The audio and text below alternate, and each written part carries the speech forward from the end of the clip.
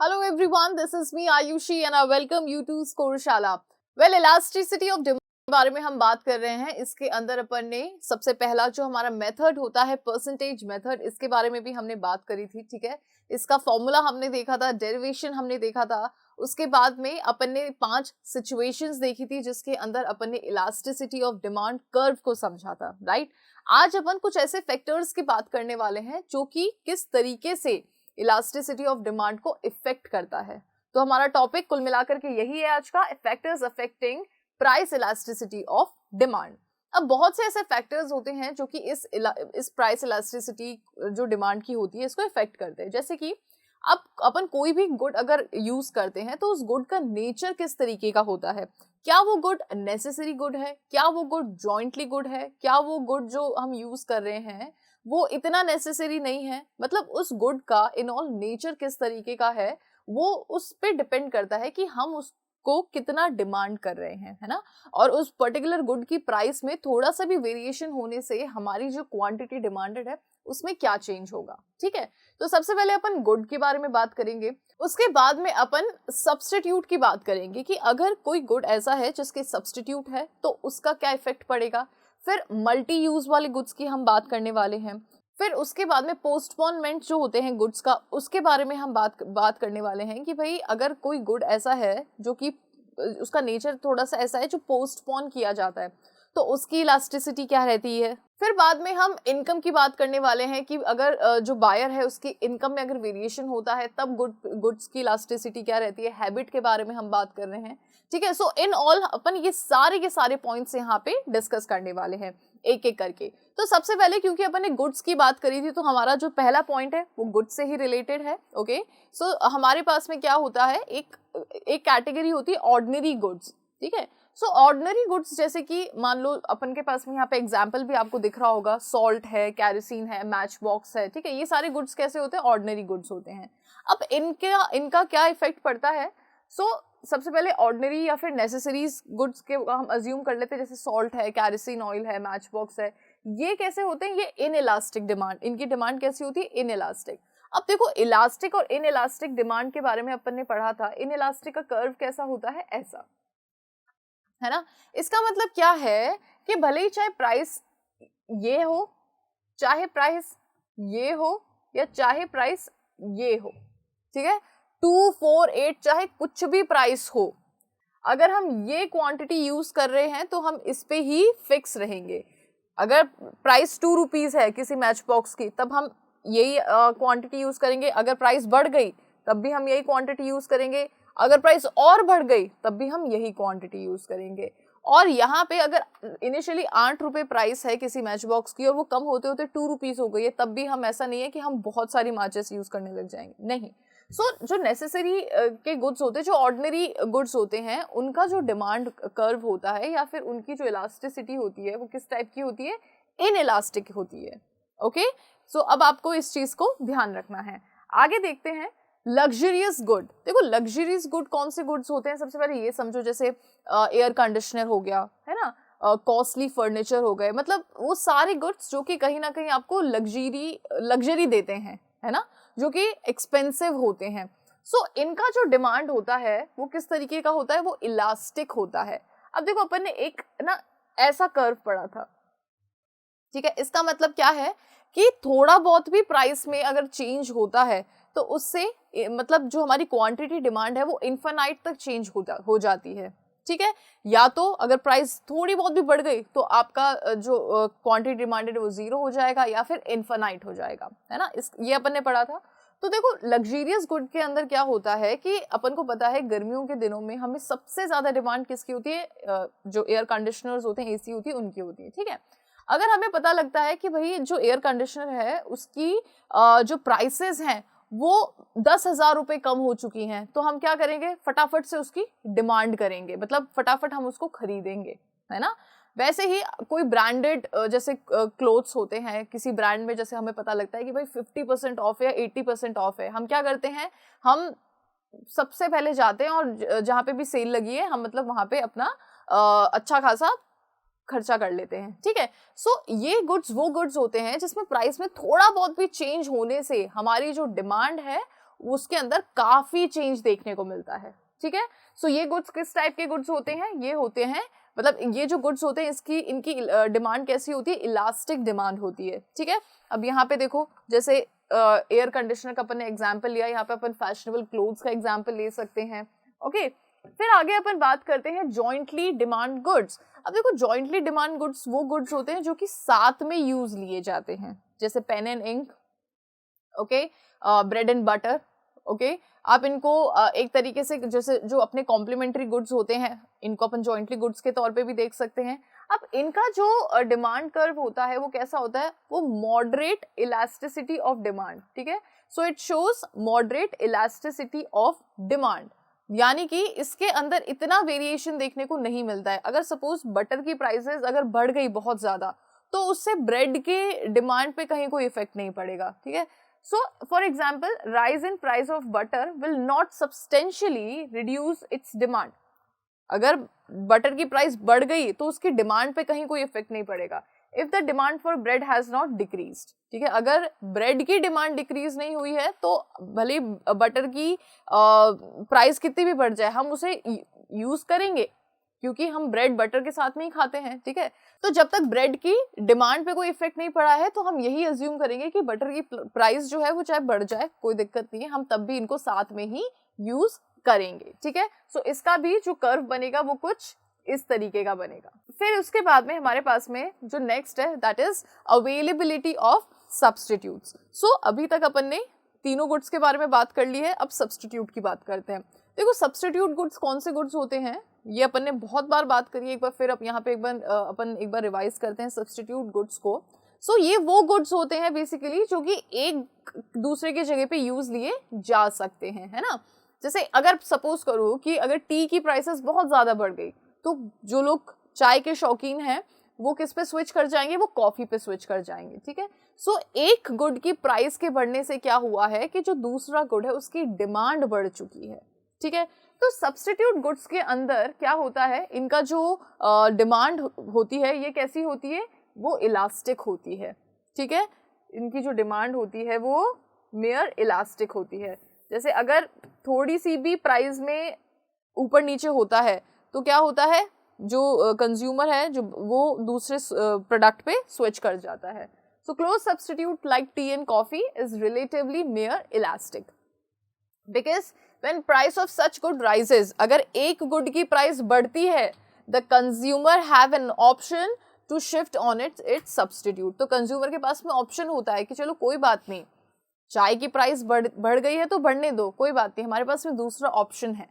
ठीक है, सो इससे क्या हुआ कि थोड़ा बहुत भी प्राइस में चेंज होने से क्या हुआ कि जो क्वांटिटी डिमांडेड है वो बिल्कुल जीरो हो चुकी है, क्योंकि यहाँ पे जो बायर्स हैं वो किसी दूसरे ही प्रोडक्ट पे स्विच कर गए हैं। ठीक है, सो यहाँ पे आपको ये ध्यान रखना है कि अब सब्स्टिट्यूट्स के अंदर जो इलास्टिसिटी होती है वो कैसी होती है? वो मेयर इलास्टिक होती है।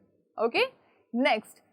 ओके, सो यहाँ पे कुछ ऐसे गुड्स होते हैं जो कि जिनका क्लोज सब्स्टिट्यूट नहीं होता है, जैसे सिगरेट्स एंड लिकर। ठीक है, अब सिगरेट और लिकर का कोई क्लोज सब्स्टिट्यूट नहीं है, तो इस केस में क्या होता है, इनका जो डिमांड कर्व होता है वो किस तरीके का, इलास्टिसिटी ऑफ डिमांड होती है वो कैसी होती है? इनइलास्टिक होती है। ठीक है, इनइलास्टिक से क्या मतलब, देखो परफेक्टली इनइलास्टिक नहीं है, इनइलास्टिक की हम बात करें, जो कि दो सिचुएशंस हमने लास्ट में डिस्कस करी थी। हमने पहले की थी परफेक्टली इलास्टिक, फिर हमने की थी परफेक्टली इनइलास्टिक, फिर अपन ने रेक्टेंगुलर हाइपरबोला की बात करी थी, फिर अपन ने इलास्टिक और इनइलास्टिक की बात करी थी। जब अपन ने इनइलास्टिक डिमांड की बात करी थी तो उसके अंदर अपन ने क्या देखा था कि प्राइस में जो percentage change in price is greater than the percentage change in the quantity demanded, यानी कि यहाँ पे आपका प्राइस में बहुत ज्यादा चेंज देखने को मिलेगा, लेकिन आपकी जो क्वांटिटी डिमांडेड है उसमें बहुत कम चेंज देखने को मिलेगा। ठीक है, सो सपोज करो यहाँ पे प्राइस 50 से हो गई 100, तो जब प्राइस 50 थी तब आप कंजम्पशन कर रहे थे 30 का, ओके, और जब प्राइस 100 हो गई तो यहाँ पे आप कंजम्पशन कर रहे हो 20 का। सो यहाँ पे जो क्वांटिटी डिमांडेड है वो कम, उसके अंदर कम वेरिएशन देखने को मिल रहा है, लेकिन जो प्राइस है उसके अंदर ज्यादा वेरिएशन देखने को मिल रहा है। यहाँ पे आप देख सकते हो प्राइस कितने परसेंट से बढ़ी है, 66% से। क्वांटिटी डिमांडेड कितने परसेंट से कॉन्ट्रैक्ट हुई है, कम हुई है, 33% से। ओके, कुछ ऐसे गुड्स जिनके क्लोज सब्स्टिट्यूट्स नहीं होते हैं उनकी इलास्टिसिटी कैसी होती है, इन इलास्टिक डिमांड उनकी होती है, ठीक है। और जो परफेक्टली क्लोज सब्स्टिट्यूट होते हैं उनका जो इलास्टिसिटी ऑफ डिमांड होता है वो कैसा होता है, इलास्टिक होता है। क्लियर? तो ये दोनों के बीच का जो डिफरेंस है ये आपको ध्यान रखना होगा। अब देखो कुछ ऐसे गुड्स होते हैं जो कि मल्टीपल यूज में आते हैं। ओके, अब मल्टीपल यूज वाले जो गुड्स होते हैं ये इनकी कैसा जो इनका जो पैटर्न होता है, इनका नेचर होता है वो कैसा होता है, इलास्टिक डिमांड होती है इनकी, ठीक है। इलास्टिसिटी ऑफ डिमांड इनकी कैसी रहती है, इलास्टिक, यानी कि इस तरीके की, ठीक है। सो यहाँ पे एक एग्जाम्पल लिया है इलेक्ट्रिसिटी, ठीक है। अब इलेक्ट्रिसिटी यहाँ पे अपन ने एग्जाम्पल लिया, इलेक्ट्रिसिटी हमें रूम हीटिंग में भी यूज में आती है, एयर कंडीशनिंग में भी यूज में आती है, कुकिंग में भी आती है।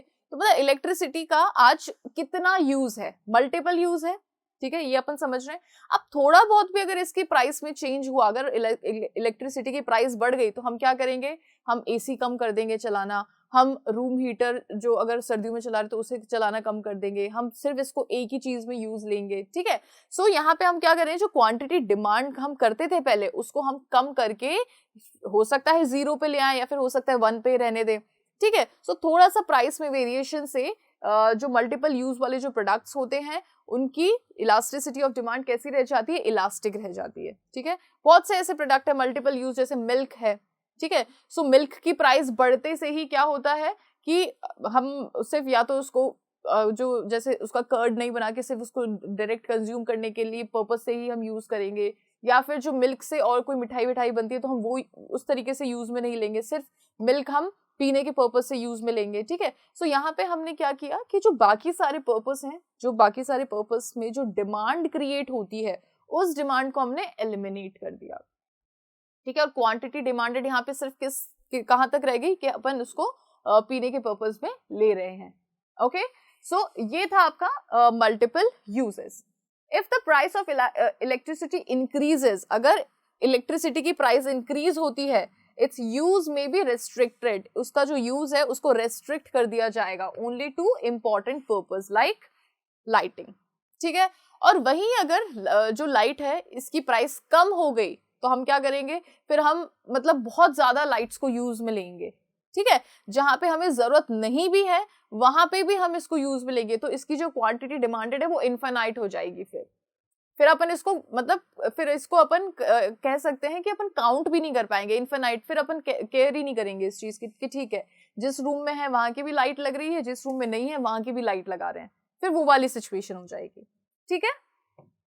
फिर फोर्थ आता है आपका पोस्टपोनमेंट ऑफ यूजेस। अब यहाँ पे आपको जो फिगर दिख रहा होगा वो एक हाउस का है, ठीक है। अब ये क्यों है इसको अपन समझते हैं।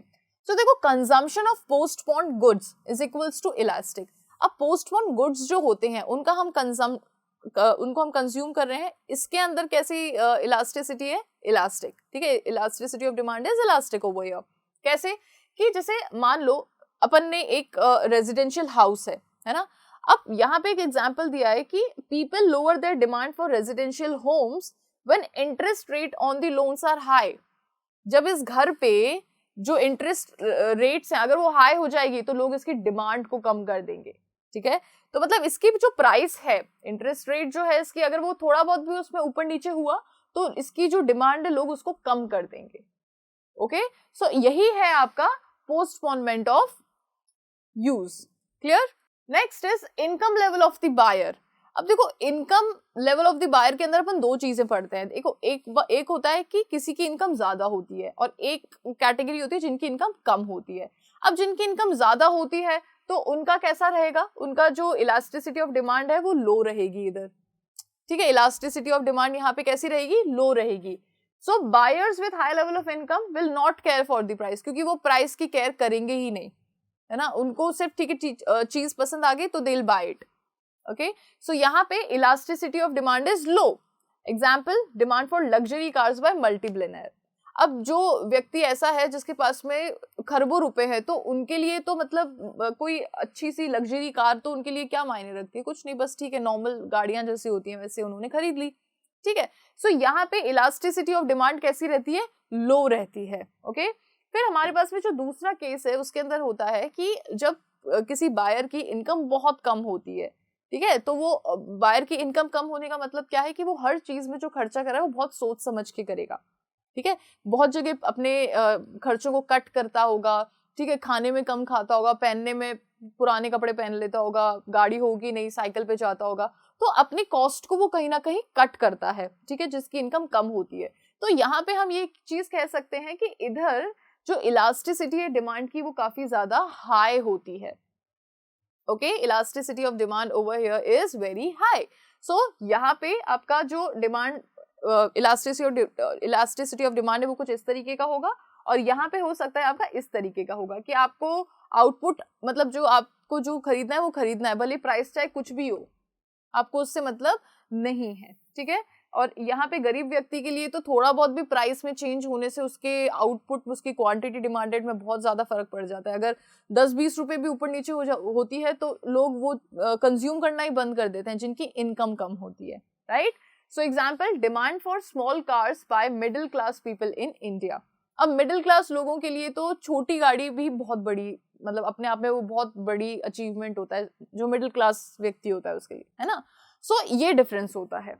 अब अपन आगे चलते हैं हैबिट ऑफ कंज्यूमर्स। देखो, हैबिट ऑफ कंज्यूमर्स के अंदर क्या होता है, जैसे एक आदमी है जो कि बहुत ज्यादा उसको हैबिट लगी हुई है सिगरेट मतलब स्मोक करने की, ठीक है। अब चाहे उसकी एक सिगरेट की प्राइस चाहे 10 रुपए से अब 1000 रुपए क्यों ना हो जाए, अगर उसे करनी है स्मोक, अगर वो करता है, उसे हैबिट है, तो वो हमेशा ही करेगा, उसको प्राइस से कोई मतलब नहीं है। तो इस पॉइंट पे जो डिमांड होगा वो कैसा हो जाएगा, इनइलास्टिक हो जाएगा, ठीक है।